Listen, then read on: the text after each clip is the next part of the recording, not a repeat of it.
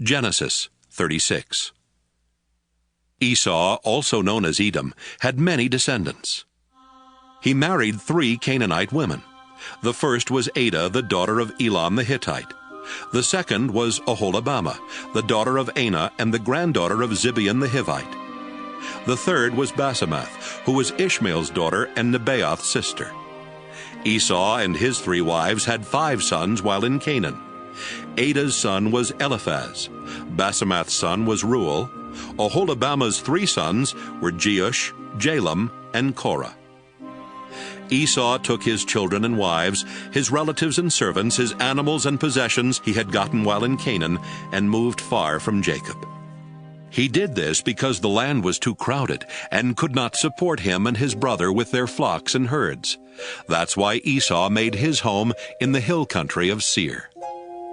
Esau lived in the hill country of Seir and was the ancestor of the Edomites. Esau had 3 wives, Adah, Basemath, and Oholibamah. Here is a list of his descendants. Esau and Adah had a son named Eliphaz, whose sons were Teman, Omar, Zepho, Gatam, and Kenaz. Timnah was the other wife of Esau's son Eliphaz, and she had a son named Amalek. Esau and Basemath had a son named Reuel, whose sons were Nahath, Zerah, Shammah, and Mizah. Esau and Oholibamah had 3 sons, Jeush, Jalam, and Korah. Esau and Adah's oldest son was Eliphaz, and the clans that descended from him were Teman, Omar, Zepho, Kenaz, Korah, Gatam, and Amalek. These and Esau's other descendants lived in the land of Edom. The clans that descended from Esau and Basemath's son Reuel were Nahath, Zerah, Shammah, and Mizah. The clans that descended from Esau and Oholibamah, the daughter of Anah, were Jeush, Jalam, and Korah. All of these clans descended from Esau, who was known as Edom. Seir was from the Horite tribe that lived in Edom before the time of Esau. The clans that had descended from him were Lotan, Shobal, Zibeon, Anah, Dishon, Ezer, and Dishan. Lotan's sons were Horai and Heman. His sister was Timnah. Shobal's sons were Alvan, Manahath, Ebal, Shepho, and Onam. Zibeon's sons were Ea and Anah, the same Anah who found an oasis in the desert while taking the donkeys of his father out to pasture. Anah's children were Dishon and Oholibamah. Dishon's sons were Hemdan, Eshban, Ithran, and Kiran. Ezer's sons were Bilhan, Zaavan, and Achan. Dishan's sons were Uz and Aaron. The clans of the Horites were Lotan, Shobal, Zibeon, Anah, Dishon, Ezer, and Dishan, and they lived in the land of Seir. Before there were kings in Israel, the following kings ruled Edom one after another: Bela, son of Beor, from Dinhabah; Jobab, son of Zerah, from Basra; Husham, from the land of Teman; Hadad, son of Bedad, from Avith. Bedad had defeated the Midianites in Moab; Samlah, from Masrekah; Shaul, from the city of Rehoboth on the Euphrates River; Baal-Haman, son of Akbor; Hadar, from the city of Pau. His wife Mehetabel was the daughter of Matred and the granddaughter of Mezahab. The clans that descended from Esau took their names from their families and the places where they lived. They are Timnah, Alva, Jetheth, Oholibamah, Elah, Pinon, Kenaz, Teman, Mibzar, Magdiel, and Iram.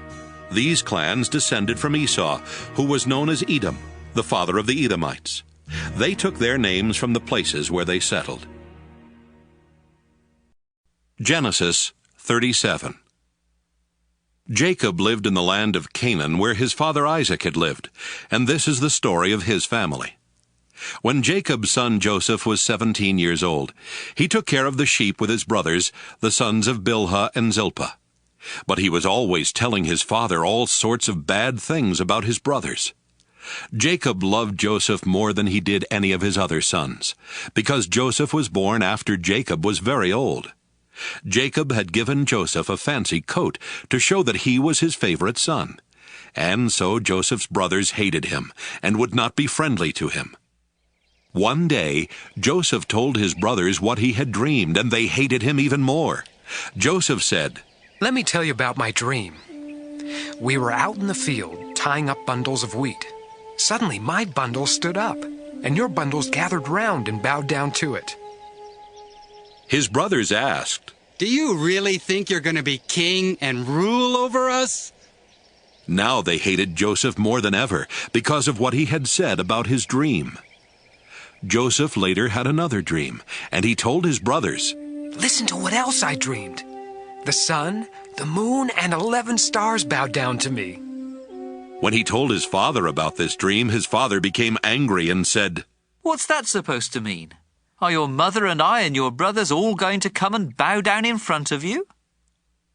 Joseph's brothers were jealous of him, but his father kept wondering about the dream.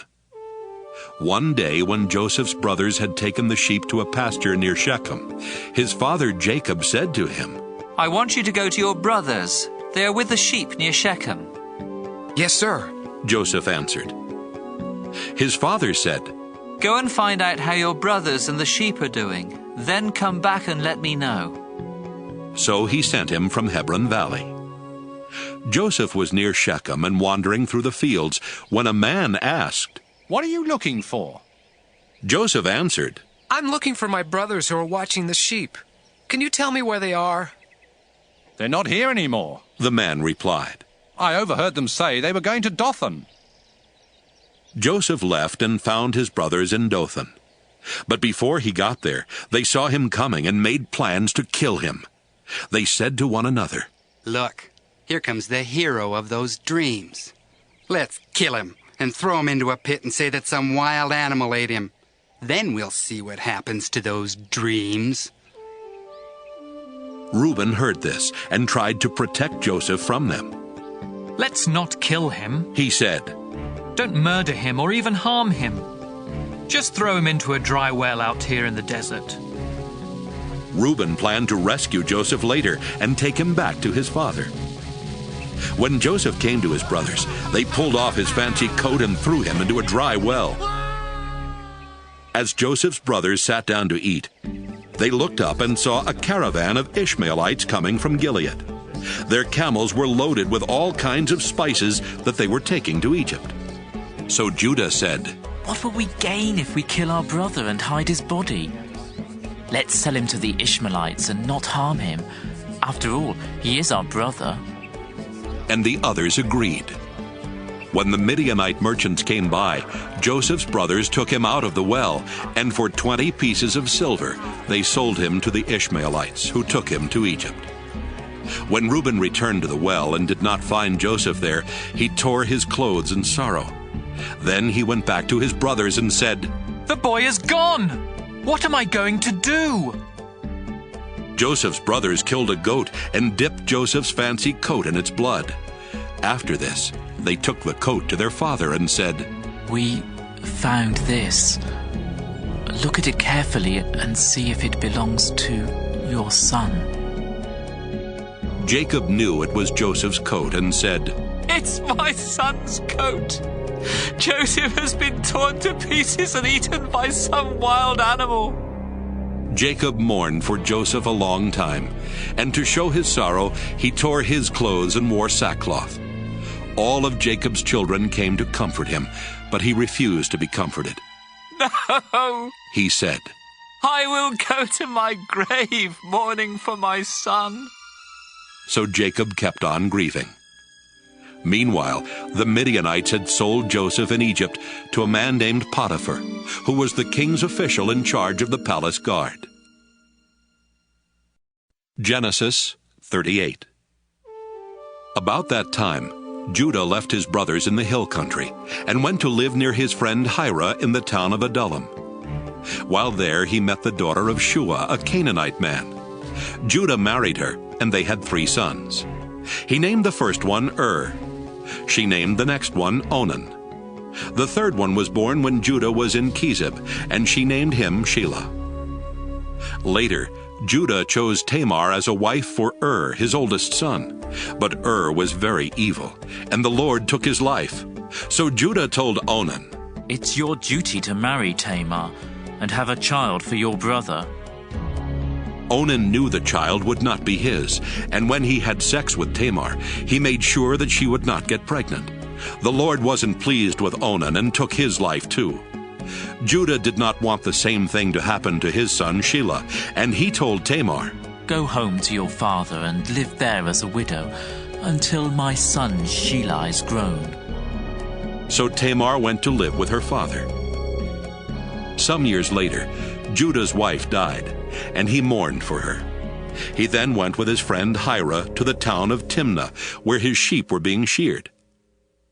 Tamar found out that her father-in-law Judah was going to Timnah to shear his sheep. She also realized that Shelah was now a grown man, but she had not been allowed to marry him.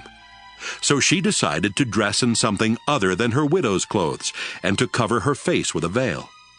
After this, she sat outside the town of Enaim on the road to Timnah. When Judah came along, he did not recognize her because of the veil. He thought she was a prostitute and asked her to sleep with him. She asked, What will you give me if I do? One of my young goats? He answered. What will you give me to keep until you send the goat? She asked. What do you want? He asked in return. The ring on that cord around your neck, Was her reply. I also want the special walking stick you have with you. He gave them to her. They slept together, and she became pregnant. After returning home, Tamar took off the veil and dressed in her widow's clothes again. Judah had his friend Hira take a goat to the woman, so he could get back the ring and walking stick, but she wasn't there. Hira asked the people of Enaim, Where is the prostitute who sat along the road outside your town? There's never been one here, they answered. Hira went back and told Judah. I couldn't find the woman, and the people of Enaim said no prostitute had ever been there. If you couldn't find her, we'll just let her keep the things I gave her. Judah answered. And we'd better forget about the goat, or else we'll look like fools. About 3 months later, someone told Judah, Your daughter-in-law Tamar has behaved like a prostitute, and now she's pregnant. Drag her out of town and burn her to death. Judah shouted. As Tamar was being dragged off, she sent someone to tell her father-in-law, The man who gave me this ring, this cord, and this walking stick is the one who got me pregnant. Those are mine, Judah admitted. She's a better person than I am, because I broke my promise to let her marry my son Shelah. After this, Judah never slept with her again. Tamar later gave birth to twins, but before either of them was born, one of them stuck a hand out of her womb.